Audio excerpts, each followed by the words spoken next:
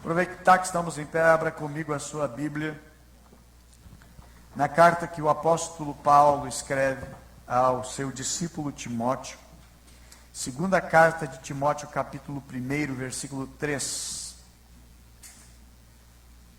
Eu digo, é mais fácil encontrar quando você está procurando e o nome do livro começa com a letra T, porque tem 5 livros ali, que é um do lado do outro, um vizinho do outro, começa com a letra T.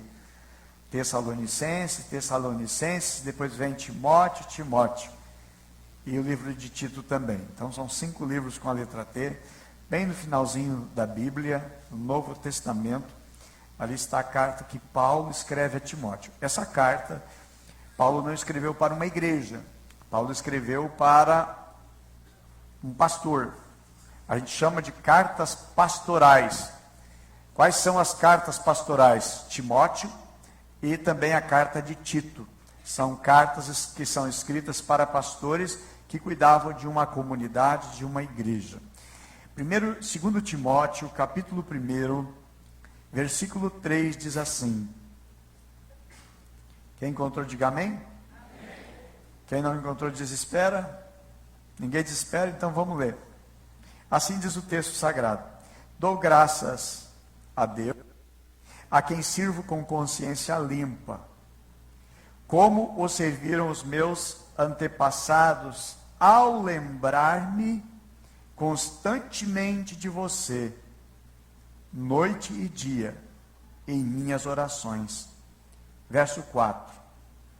Lembro-me das tuas lágrimas, e desejo muito vê-lo, para que a minha alegria seja completa. Verso 5. Recordo-me da tua fé não fingida, que primeiro habitou em sua avó Lóide e em sua mãe Eunice, e estou convencido de que também habita em você. Amém? Podemos sentar, meus irmãos.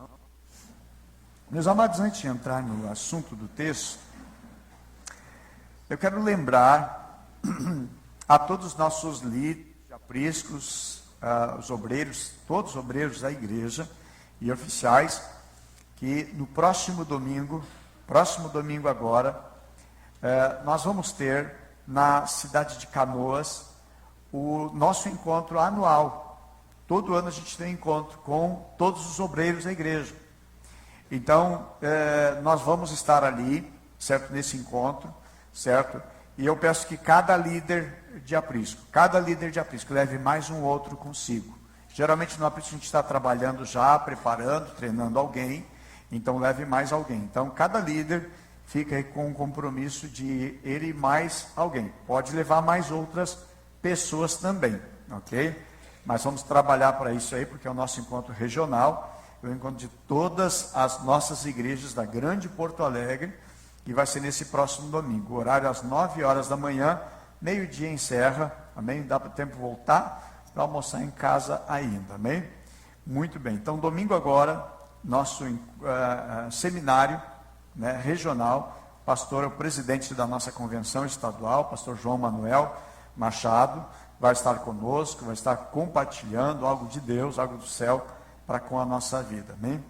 Também, amados, eu digo assim, a minha alegria e felicidade pelo engajamento dessa igreja. Embora a gente está sempre ministrando sobre oferta, o que até penso, chega até de alguma forma e maneira desnecessária, nós estarmos falando e a gente já sabe, né?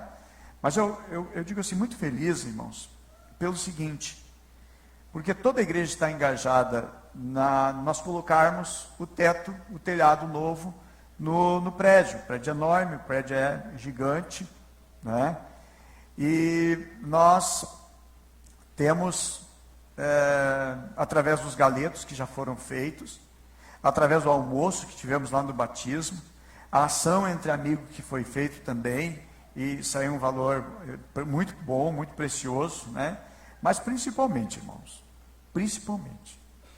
a maior parte dos recursos vieram através de oferta exclusiva para o telhado.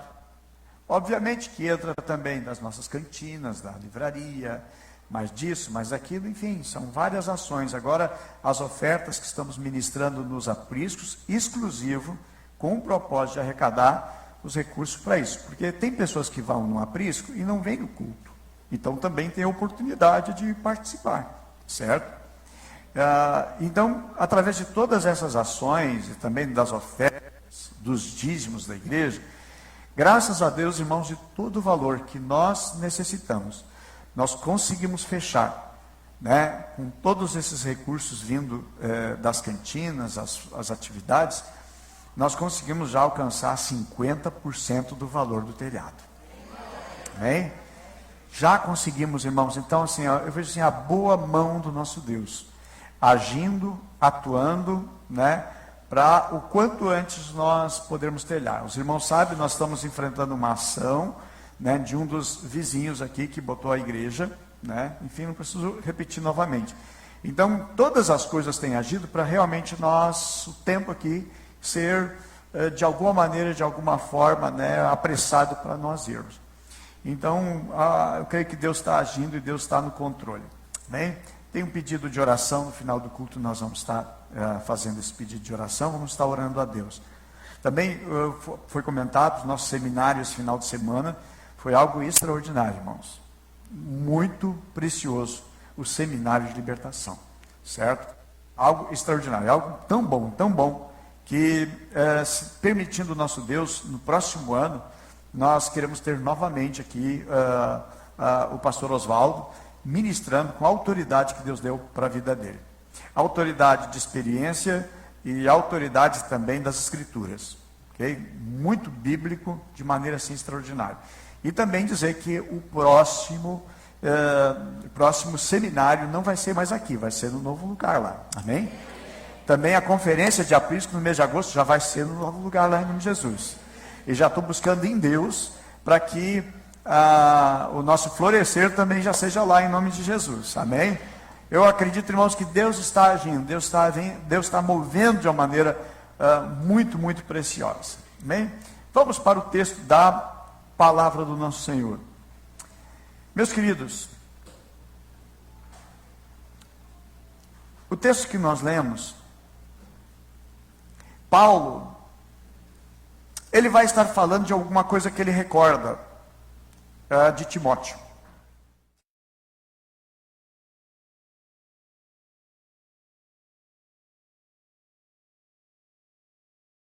A respeito de Timóteo. A primeira coisa que Paulo ele escreve e que ele recorda são das lágrimas. Pois ele disse, lembro-me das tuas lágrimas. Depois ele vai dizer também, lembro-me, recordo-me da tua fé. Diz ele, e não fingida. Eu recordo-me da tua fé e recordo-me das tuas lágrimas. Para o mundo, quem chora é fraco. O mundo entende o seguinte, é chorão, chorou, é fraco. Eu quero mostrar, pelas Sagradas Escrituras, amados, que não é bem assim, não é isso. Quem chora não é uma pessoa fraca. O apóstolo Paulo está escrevendo para um grande homem de Deus, que é Timóteo. Ele diz assim, eu me recordo das tuas lágrimas. Eu me recordo, me lembro das tuas lágrimas. Não é que Timóteo tinha algum problema emocional, uma debilidade nas suas emoções. Não é isso, e não é isso que se trata. Paulo está dizendo, eu lembro-me das tuas lágrimas. Diz ele, eu quero te ver outra vez, para que eu possa ficar cheio de alegria. Meus amados, quem chora não é fraco. Porque, se nós lermos a respeito do Senhor Jesus, o menor versículo da Bíblia, do Antigo Testamento, está no livro de Jó, que diz assim, disse Jó. No Novo Testamento, é um versículo que diz assim, Jesus chorou. Jesus chorou, menor versículo do Novo Testamento, Jesus chorou. Como assim Jesus chora? Sendo ele Deus, sendo ele Senhor, chorou. Não uma vez. Eu vou encontrar 3 vezes a qual o Senhor Jesus chorou. Eu encontro que o próprio Senhor Jesus, ele chora. A Bíblia vai expressar a respeito disso. João 11:35, Jesus chorou. Lucas 19, versículo 41, diz que na entrada triunfal, que Jesus está entrando em Jerusalém, a Bíblia diz que Jesus, ao ver Jerusalém, e ele diz: Jerusalém, Jerusalém, que mata os profetas que te são enviados. Eu te quis juntar como galinha junto aos seus pintinhos, debaixo das suas asas. E a Bíblia diz que Jesus chorou quando entrou em Jerusalém. Quando nós entendemos que nós ferimos a Deus, tá, mas e Deus chora? Claro que Deus chora. Deus também chora. Aliás, Deus tem sentimentos que qualquer ser humano, porque a Bíblia diz que nós fomos criados à imagem e à semelhança de Deus. O que um ser humano sente, Deus também sente. A Bíblia menciona sentimentos em Deus. A Bíblia diz que o Espírito de Deus, ele tem ciúme de nós. Por que ciúme? Porque ele quer você só para ele. O Senhor nosso Deus quer você só para ele. O próprio nosso Deus diz a sua palavra que ele não divide a sua glória com ninguém. Deus quer exclusividade. Tanto que os maiores pecados de Israel era a adoração a outros deuses, que não eram deuses. Eram deuses feitos pelas mãos humanas, criadas por artífices, e eram adorados aqueles deuses. E Deus então não gostava da atitude do povo, porque o povo estava traindo. E Timóteo, meus amados, ele chora. Digo, por que Timóteo chora? Eu digo assim, Timóteo chora porque teve liberdade. Quando ele vê que o seu discipulador também é um homem que chora. Quem? O apóstolo Paulo? Sim, o apóstolo Paulo chorava. Da onde, pastor? A Bíblia menciona que Paulo chorava. Paulo, que foi um grande desbravador, um grande missionário, um grande servo de Deus, um grande homem de Deus, o maior dos bandeirantes. E a Bíblia diz que Paulo, ele chorava. E Timóteo via as lágrimas de Paulo. A Bíblia vai mencionar em Atos capítulo 20, versículo 19 assim: servindo ao Senhor com toda a humildade. Lágrimas, diz o texto. Paulo, ele servia a Deus com humildade e com lágrimas. Ele diz assim: e provações que pela cilada dos judeus me sobrevieram. Então Timóteo, atento à vida do seu discipulador, do seu pastor, que era Paulo, via que Paulo chorava. E ele também sente a liberdade de chorar. E a Bíblia diz o seguinte, que nós devemos nos alegrar com os que se alegram. E a Bíblia diz também que nós devemos chorar com os que choram. Então Timóteo tinha essa liberdade. Timóteo aprendeu com Paulo a chorar diante de Deus pela vida dos irmãos. Você quer ver? Atos capítulo 20, versículo 31 diz assim: portanto, vigiai, lembrando-vos de que por 3 anos, dia e noite, não cessei de admoestar com lágrimas cada um. Quando é que Paulo chorava? Dia e noite. Quantos dias ele orava? A Bíblia diz, irmãos, que por 3 anos ele chorava. 3 anos chorando. O apóstolo Paulo, um homem que marcou a sua geração, marcou a sua época, e digo mais ainda, até hoje, ainda somos marcados pelas lágrimas do apóstolo Paulo. As cartas que nós lemos, que são inspiração, e a palavra de Deus para nós, irmãos, foram escritas com lágrimas. Há um hino do cantor cristão que diz o seguinte: os mais belos hinos e poesias foram escritos em humilhação, no meio de prova, no meio de luta, no meio de lágrimas. Aquilo que nós fazemos com lágrimas, com esforço, com dedicação e sacrifício, a gente não esquece. Aquilo que é levado de uma maneira tão flauteado, sem esforço, o pessoal não dá tanto valor. Mas aquilo que é feito com lágrimas, tanto que a Bíblia diz que aquele que semeia com lágrimas, com júbilo, vai recolher. Com júbilo terá uma colheita, com alegria.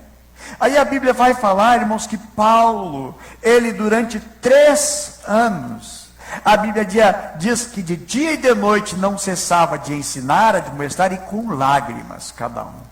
Paulo, ele escreve as cartas, horas na prisão, horas em viagens, ele escrevia suas cartas, ele escrevia chorando. Então não é fraqueza chorarmos, pelo contrário, ele é uma força e é algo sobrenatural. Olha o que diz lá em 2 Coríntios capítulo 2, verso 4. Diz assim: porque no meio de muitos sofrimentos e angústias de coração eu vos escrevi. E diz assim: com muitas lágrimas, não para que ficasseis entristecidos, mas para que conheceis o amor que vos consagro em grande medida. Meus amados, as cartas do apóstolo Paulo tinham lágrimas. Eu digo: aonde estão as nossas lágrimas? Aonde estão as tuas lágrimas? Aonde que está a nossa dedicação a Deus com lágrimas? Não, pastor, mas eu não sou apóstolo Paulo. Mas nós somos chamados, irmãos, para amar o mesmo Senhor Jesus, a mesma obra, o mesmo reino, a mesma dedicação. Às vezes tem muitas pessoas que são cristãos por conveniência, mas não deve ser. Deve ser por ardor, por paixão. Quando alguém vai casar, se deixa pai e mãe por tamanho amor que tem para com a outra pessoa. Quando eu entrego a minha vida ao Senhor Jesus, deve ser devotado com grande paixão, dedicação, certo? E aquilo ali me custa algo. O apóstolo Paulo vai dizer assim: eu perdi todas as coisas por causa de Cristo Jesus. Diz ele: e eu considero tudo que eu era, tudo que eu tinha e possuía, como esterco. Diz ele: nada tem valor para que eu possa ganhar e conquistar a Cristo Jesus. Meus amados, o ministério do apóstolo Paulo tinha lágrimas. E nós podemos nos lembrar, aliás, nós podemos até nem lembrarmos mais, e até esquecermos das pessoas que riram e se alegraram conosco, mas nunca esqueceremos aquelas pessoas que choraram conosco, aquelas pessoas que sofreram juntamente conosco, aquelas pessoas que estiveram lado a lado na aflição. E digo mais, amados, podem as pessoas esquecerem dos momentos da alegria das pessoas que conviveram e nos ajudar a ser alegre, mas realmente nunca vamos esquecer as pessoas que choraram conosco. A Bíblia diz que nós devemos nos alegrar com os que se alegram e chorar com os que choram, conforme eu já mencionei. Porém, meus amados, há uma outra riqueza na Bíblia. Aliás, a Bíblia é um grande tesouro. A Bíblia diz, no Salmo 56, verso 8, que as nossas lágrimas, elas são guardadas como que em um relicário. Relicário é uma relíquia. E a Bíblia diz que Deus tem um odre. O que é um odre? A Bíblia fala no Novo Testamento sobre o odre novo e o odre velho. O odre era tipo uma garrafa, uma botija, onde eram guardados líquidos. Nas viagens longas, eles colocavam água e eles viajavam com aquilo ali. Ou guardavam alguma bebida, alguma coisa era guardado nos odres. Veja bem, a Bíblia diz, meus amados, Salmo 56, 8. Está aqui na projeção no telão. Diz: contaste os meus passos, quando sofri perseguição. Recolheste as minhas lágrimas no teu odre. Não estão elas escritas no teu livro? Eu chamo a atenção, todos essa noite, para 3 coisas mencionadas no texto. Eu quero destacar 3 coisas aqui. Primeiro, a Bíblia vai falar que as nossas lágrimas, certo? Elas são recolhidas por Deus. Outra verdade é que os nossos passos, que nós sofremos, quando sofremos perseguições, batalhas e lutas, os nossos passos são contados por Deus. Não sei se você contou hoje, quando você deixou o carro no estacionamento, ou veio com o ônibus, que a igreja paga o ônibus para que os irmãos que não têm veículo possam vir cultuar a Deus. Ninguém paga a passagem ali, a igreja paga, né, através dos dízimos, das ofertas, a gente paga esse ônibus. Eu creio que nenhum de vocês teve o trabalho seguinte: desci do ônibus, eu vou contar. 1 passo, 2 passos, 3 passos. Quantos passos deu para chegar até aqui? Você não conta. Vai no banheiro. 1 passo, você não conta.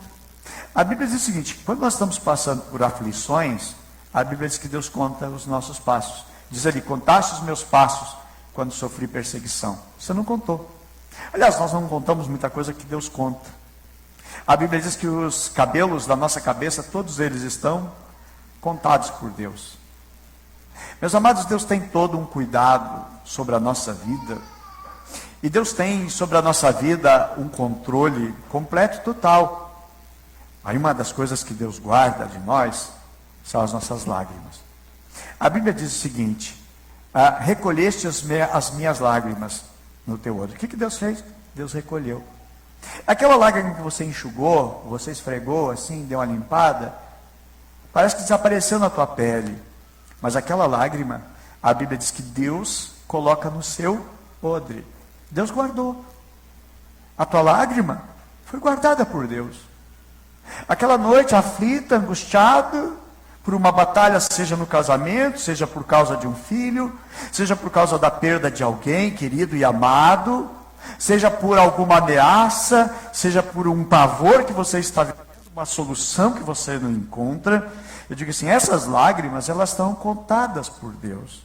Você pode até nem dar tanta bola, porque lágrima é só um líquido, uma gotinha que escorreu dali. Não, para Deus não. Deus guarda. A Bíblia diz que as nossas lágrimas, elas estão guardadas no odre de Deus. E a terceira coisa: primeiro, os nossos passos que são contados, amém?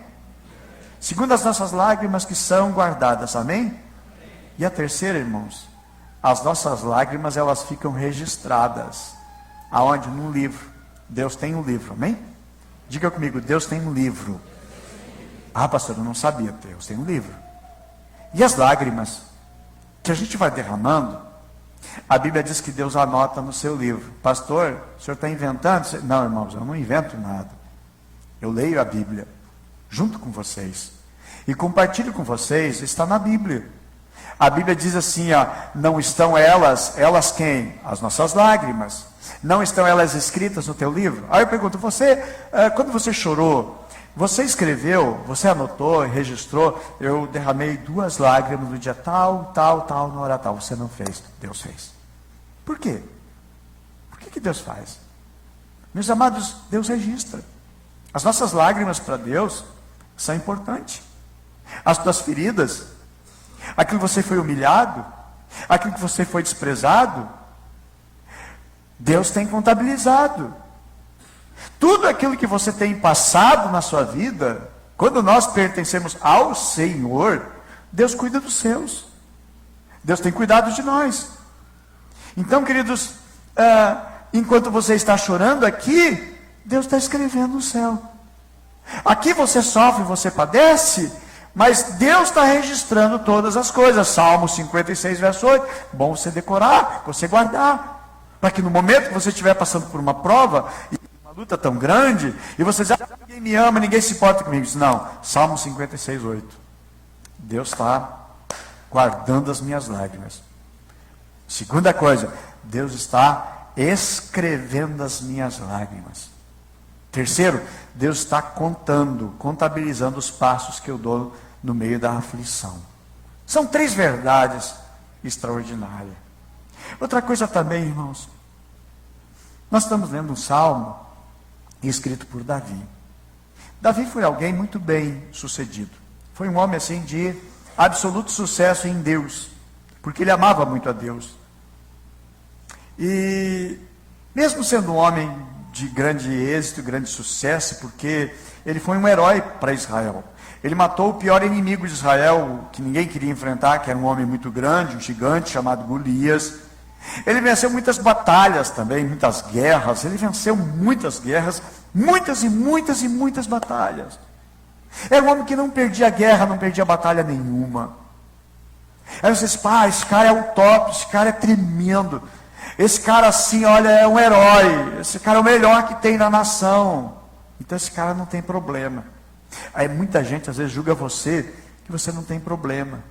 você cumprimenta todo mundo, você é gente boa, você é uma pessoa atenciosa com todos, você é uma pessoa recatada, educada. E às vezes você fala, aquela pessoa é legal, e ela não tem problema. Aí você vê assim aquele casal de mão dadas, que coisa boa, aquele casal não tem problema. Você acha. Mas Deus conhece todas as coisas. Aquela pessoa não tem problema. Tem um bom carro, tem um bom emprego, tem uma baita numa faculdade e tudo mais. Só que aquela pessoa tem problema. Durante o dia ela sorri. Assim era Davi. Durante o dia ele sorria para todo mundo. Cumprimentava todo mundo. Mas de noite, esse homem desabava. Onde é que está isso? Salmo capítulo 6, versículo 7. Mostra que esse homem, que era um gigante, era um herói, de noite ele desabava em choro. Diz assim: já estou cansado do meu gemido. Toda a noite eu inundo a minha cama com as minhas lágrimas.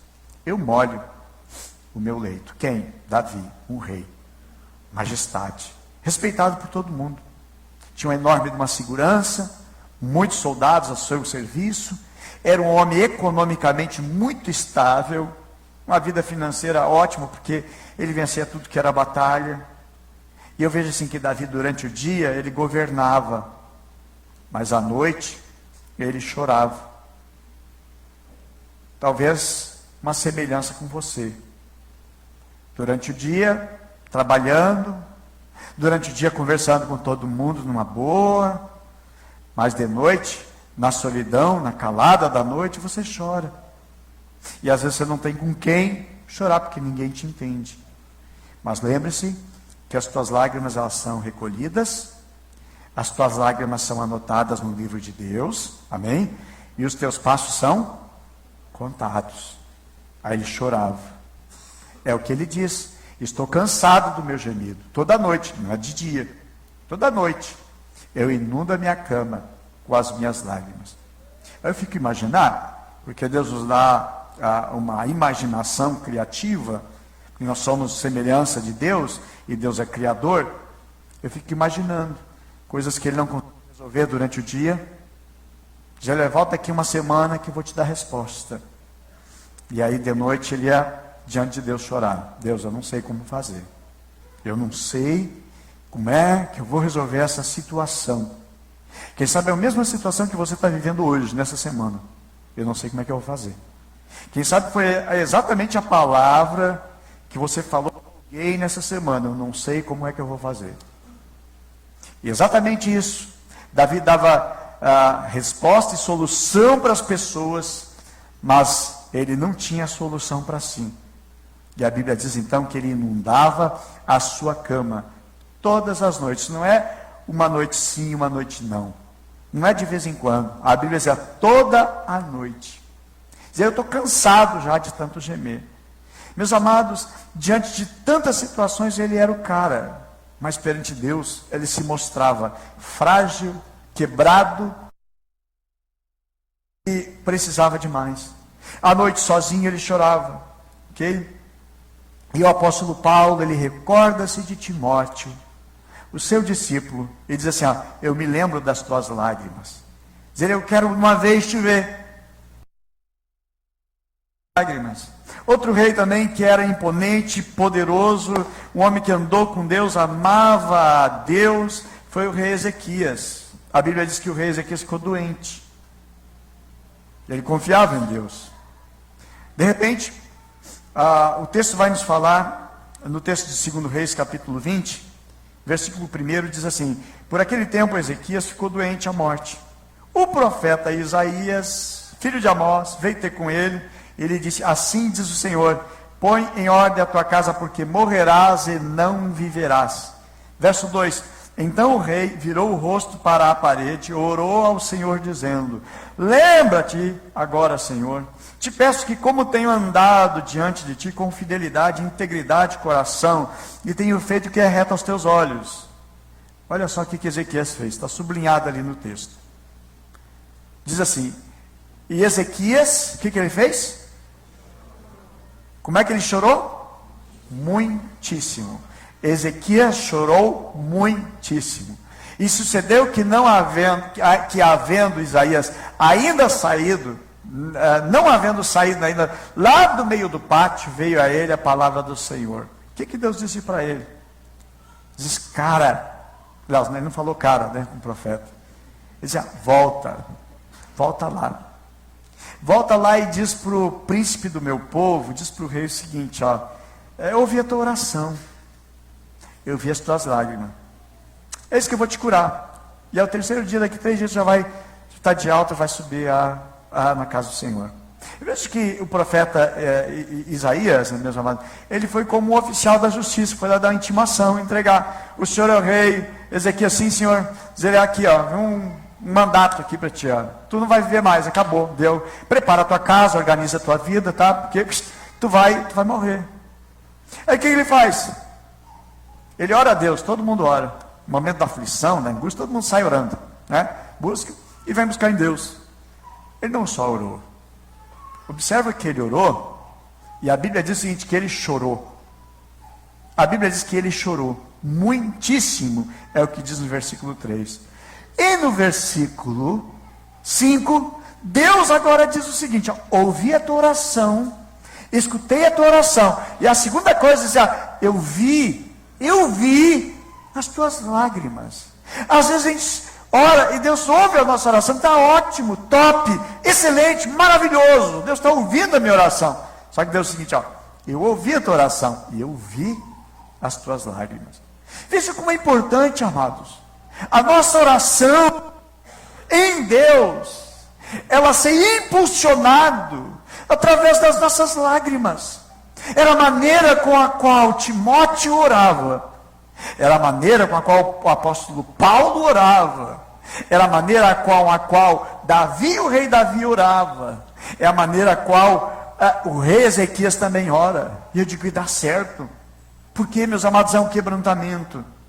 O Senhor diz assim, eu vi as tuas lágrimas. Deus viu, amados, as lágrimas do apóstolo Paulo, de Timóteo. Deus também viu e contemplou as lágrimas de Ezequias. Deus tem visto as tuas lágrimas. Onde elas estão? Por que os nossos olhos já não mais choram? Cadê a intensidade da nossa vida de entrega, dedicação para com Deus? Às vezes vem uma enorme avalanche de uma tempestade, e aí então a nossa oração, ela pega, meus amados, o grande de uma oração com lágrimas. A Bíblia menciona, meus amados, que Jesus, ele intercede por nós com grande clangor de lágrimas, de choro, de súplica. A Bíblia vai falar sobre a súplica, que é uma oração intensa. Eu passei por um momento muito difícil na minha vida, quando o meu pai veio a cair de 10 metros de altura e bateu com a cabeça numa laje, num concreto. Foi levado através da ambulância urgente para Porto Alegre. Chegou lá, os médicos disseram o seguinte, não dá, e não tem o que fazer com ele. A cabeça do meu pai dobrou de tamanho. Foi forte demais o traumatismo craniano que ele teve. Conversei com um médico, amigo meu, traumatologista, doutor Eliseu, amigo nosso, amigo da família. E ele foi lá no HPS de Porto Alegre. Examinou, olhou e pegou e disse, olha, prepara o teu coração. E os outros médicos também falaram, prepara o teu coração, porque não tem como sair dessa situação. Não existe como sair, porque foi muito violento o trauma que teve. E eu lembro, meus amados, que eu fui para a igreja. Nos primeiros bancos, eu dobrei meu joelho e eu orei. Eu orei, não como sempre orava, eu orei diferente. Eu orei com lágrimas.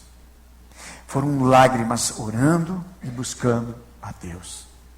Irmãos, Deus atendeu a oração. Deus ouviu a oração e Deus viu as lágrimas.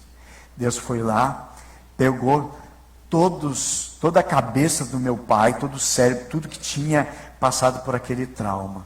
E Deus foi reconstituindo. O médico estava aguardando, esperando o momento para dar o óbito. Estranhou porque a situação do meu pai reverteu. Uns dias depois, meu pai saiu de alta. Meu pai foi falecer uns 10 anos depois, ou 12 anos depois, mas não foi por causa daquele trauma. Sabe, meus amados, aquilo que era perdido, Deus mudou a história, por causa de uma oração que a gente faz com lágrima. Como é que tem sido a nossa oração? Meus amados, Deus às vezes age na nossa vida, certo? Por causa da intensidade que nós temos, e nós não podemos de maneira nenhuma nos retrair, de deixar de orar chorando, clamando, buscando com lágrimas. A importância que tem as lágrimas na nossa oração. Meus amados, a Bíblia vai falar a respeito de Pedro, que era um discípulo do Senhor Jesus, que parece que era o mais forte, o seu temperamento, o seu jeito de ser, o mais desafiador, o que não tinha medo de perigo de nada.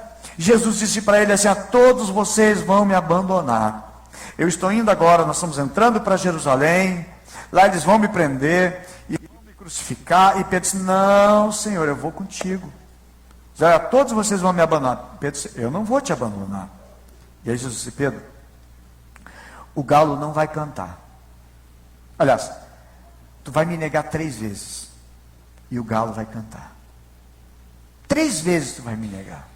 Jesus é preso, é levado para a condenação, está agora debaixo do julgamento, e chegam para Pedro e dizem assim: ah, tu és um deles. E Pedro diz: não, mas eu não conheço. Chega outra pessoa e diz: olha, tu é Galileu, a tua fala te condena. Eu não conheço. Depois chega uma terceira vez, a mesma pergunta: tu és um deles. E a Bíblia diz que ele começou até a espraguejar. Quando de repente ele está espraguejando, dizendo que não conhece Jesus, a Bíblia assim que meio que de longe, Jesus olhou para ele. O galo cantou. Quando o galo cantou, na hora acendeu, parece que ele acordou, e ele lembrou das palavras do Senhor Jesus: tu vais me negar. O que Pedro faz? Marcos capítulo 14, versículo 72, diz assim: ó, e percebendo o que fizera, caiu num profundo pranto. A Bíblia diz também, meus amados, numa outra passagem, a respeito, quando Pedro nega Jesus e o galo canta, a Bíblia diz que ele se retirou e foi no lugar à parte chorar. Às vezes assim, a gente procura um canto para chorar, um lugar para derramar a nossa alma. E assim Pedro fez, chorou. Meus amados, que a nossa vida é choro. Eu até acho interessante que quando Jesus está vindo com a multidão, outra multidão está vindo de outro lado contrário, as duas multidões vão se encontrar. A Bíblia diz que a multidão de lá vinha chorando. Era uma viúva que perdeu seu filho, seu único filho. E ela chorava pela perda do seu filho, do seu menino. Já tinha uma grande perda na vida, que foi o seu esposo, 2 grandes perdas. Ela vinha chorando. Jesus vinha com a multidão do oposto, as 2 multidões se encontram. A Bíblia diz que Jesus chega para aquela mulher, e a Bíblia diz o seguinte, que Jesus manda dizer para ela: não chore. Será que Deus não quer que choramos? Na realidade, o que Jesus estava dizendo é que assim, ó, basta, chegou, deu, porque vou fazer um milagre. É o que mais nós queremos. Dizer: Senhor, entra na minha história, na minha vida agora, para que as minhas lágrimas parem, que as minhas lágrimas cessem. Mas vamos lembrar também que Jesus vai falar nas bem-aventuranças, Mateus capítulo 5, e no versículo 4, Jesus diz: bem-aventurados são aqueles que choram, porque eles serão consolados. Salomão, usando da sua sabedoria, dada por Deus em Eclesiastes 7:2, Salomão vai dizer que é melhor estar na casa onde tem luto, do que numa casa que tem festa. Aí agora a Bíblia vai dizer, João 11:35, Jesus chorou. A Bíblia diz em Lucas 19:41, quando Jesus ia chegando na cidade, vendo a cidade, a Bíblia diz que ele chorou.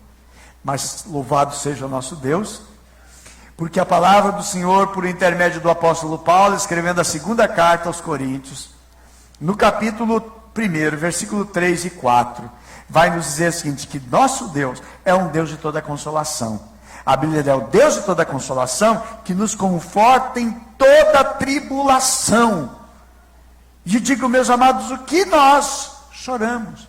Podemos chorar por muitos problemas, por perdas materiais, por perdas de amigos, por perda de familiares, mas essencial com a vida com Deus, principal com a vida com Deus, chorar pelos nossos pecados.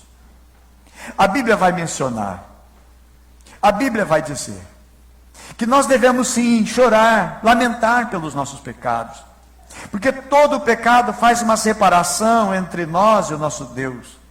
Não é Deus que separa de nós, nós é que nos separamos de Deus por causa dos nossos pecados. E lembrar também, meus amados, Mateus 22, 13, diz assim: ordenou então o rei aos seus servos, amarrai-o de pés e mãos e lançai nas trevas exteriores, e ali haverá choro e ranger de dentes. Eu digo o seguinte: se nunca choramos aqui pelos nossos pecados, na eternidade choraremos por causa dos nossos pecados, pelo sofrimento, por estar afastado de Deus. Na realidade, Deus nunca criou o inferno para jogar o ser humano lá, de maneira nenhuma. A Bíblia vai mencionar, meus amados, que o inferno, lugar de condenação eterna, é a separação de Deus. Foi criado o inferno para o diabo, para os seus demônios. Mateus 25, 41. Diz assim: então dirá aos que estiverem à sua esquerda: apartai-vos de mim, malditos, para o fogo eterno, preparado para o diabo e os seus anjos. Para o diabo e os seus seguidores. Porque Satanás, diabo, nosso adversário, ele se rebelou contra Deus e levou anjos juntamente com ele. A Bíblia diz que estão aprisionados. Meus amados, e o inferno não foi criado para o homem. O ser humano vai para lá, vai de graça, vai de brinde, porque não foi criado para o ser humano.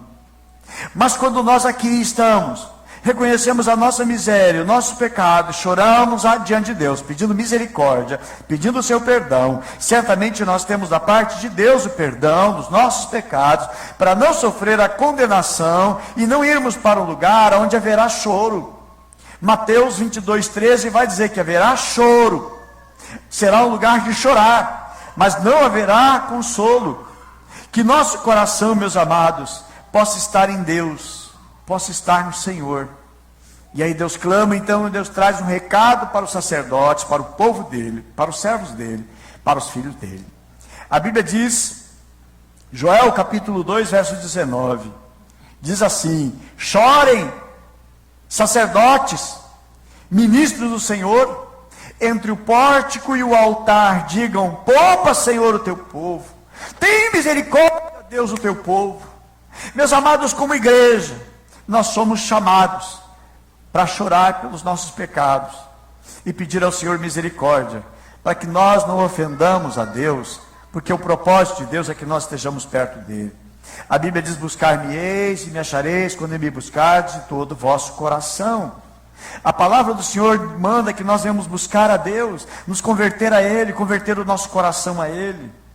Por quê, meus amados? É melhor chorar hoje do que chorar amanhã. É melhor chorar agora do que chorar depois. É melhor chorar aqui nesta vida do que chorar na vida eterna, longe, distante, afastado de Deus. Jesus tudo sofreu, Jesus tudo padeceu, para nos livrar da ira eterna, a fim de que o nosso coração em Deus esteja. Meus amados, Jesus tudo padeceu, tudo sofreu, Jesus foi humilhado, Jesus sofreu acusações falsas, Jesus enfrentou adversidades, Jesus sofreu perseguição, tudo ele padeceu, tudo ele sofreu. Mas ele sofreu por amor de nós. Jesus chorou por amor de nós. Jesus padeceu e sofreu por amor de nós, mas querendo que nossa vida se incline e esteja nele e busque ele. A coroa de espinho que estava sobre o Senhor Jesus foi o que deram a ele, que sendo rei, não recebeu uma coroa de ouro. Ele recebeu foi uma coroa de espinho. Tudo ele sofreu, mas a Bíblia diz, meus amados, Hebreus capítulo 12, versículo 2, diz assim, ó, que pela alegria que estava proposta, ele suportou a cruz, desprezando a vergonha. Que vergonha a que ele passou, do suplício da crucificação. Diz, e assentou-se à direita de Deus. Sofreu aqui, mas está em glória, reinando com o Pai. E a Bíblia diz que ele vai voltar. E a Bíblia diz que ele vai buscar a sua igreja, vai buscar o seu povo, para que nós estejamos juntamente com ele. Meus amados, Jesus disse, eu vou preparar lugar para vocês. E eu sei, meus amados, que mesmo sofrendo nesta vida aqui, mesmo padecendo nessa vida aqui, mas vale a pena, sabendo que temos algo melhor da parte de Deus. Lembrando também que aqui, meus amados, nós somos apenas passageiro, é o que eu tenho falado nas últimas mensagens. Nós não somos daqui. Eu digo, nós temos mais do que uma cidadania. Se você nasceu no Brasil, você é brasileiro. Se você nasceu no Rio Grande do Sul, você é gaúcho. Eu nasci na cidade de Osório, eu sou osoriense. Me criei na cidade de Santo Antônio da Patrulha, sou patrulhense. Parte da minha vida eu fui passar em Porto Alegre, fazer seminário e tudo mais, curso teológico, certo? Mas eu sou osoriense. Eu sou brasileiro. Agora, quando nós entregamos a nossa vida a Cristo Jesus, nós não somos apenas brasileiros. Nós somos agora, temos uma outra nação. Lembra que na oração do Pai Nosso, Jesus o seguinte, venha a nós o teu reino. Não é algo escatológico, algo futurístico, que vai acontecer um dia. Na realidade, quando você entregou a tua vida e o teu coração a Jesus, o reino de Deus já veio na tua vida. Agora você está no outro reino. Nós estamos no reino de Deus. A Bíblia vai falar em Lucas que o reino de Deus está em nós. Quando Jesus adverte, quando chegar dizendo, olha, ei-lo aqui, ei-lo ali, o reino de Deus está em tal lugar, você diz, olha, não creio, porque o reino de Deus está dentro de vocês. Quando nós entendemos as verdades espirituais, caem as escamas espirituais da cegueira que estava sobre a nossa vida.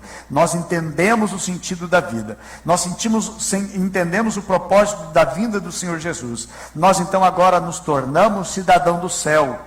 Nós agora entendemos as verdades espirituais. Como muitos dizem, por que eu não entendi antes a palavra de Deus? Por que eu não conheci Jesus antes na minha vida?